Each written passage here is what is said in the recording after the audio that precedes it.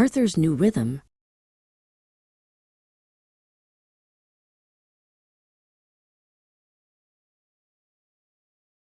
Arthur sat in the quiet train compartment, watching the green hills go by. On the seat next to him was a wooden box filled with his delicate wood carvings. He was traveling to a famous city for an ancient art exhibition. Now he is used to the slow pace of the countryside and the soft sound of his carving tools. He looked at his large, calloused hands and smiled. Years ago, Arthur would spend every morning at the gym with his friend Soren. They would lift a heavy barbell together to stay strong for their jobs. Arthur used to carry a heavy kettlebell for exercise too. He would challenge Soren to see who could do more repetitions. Back then, strength was his most important tool. The train lurched suddenly. Arthur tried to catch his water bottle, but he was too slow. He knocked over a makeshift stand he had built for his book.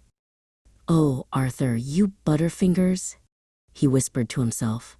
He had always been a bit clumsy when he wasn't working. He used to drop his keys or trip over his own boots at the station. He laughed as he picked up his things from the floor.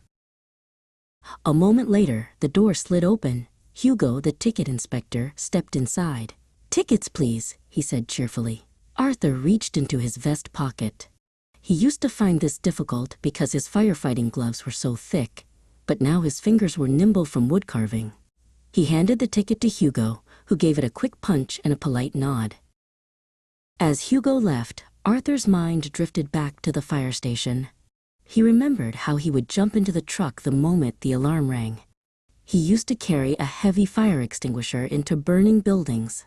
His main goal was always to extinguish the flames and keep people safe. He would work for hours without resting, feeling the heat against his face. Life changed when he retired. He bought a small house with a beautiful orchard. Every autumn, he would spend his days outside. He would use a rake to gather the fallen leaves into big piles. Then, he would take a broom to sweep the stone path clean. He wasn't used to the silence at first, but soon he began to love the rhythm of the seasons.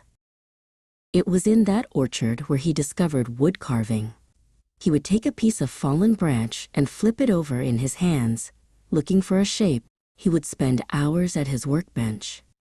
Soon, he had a stack of beautiful wooden bowls and figures. He used to save people from fires.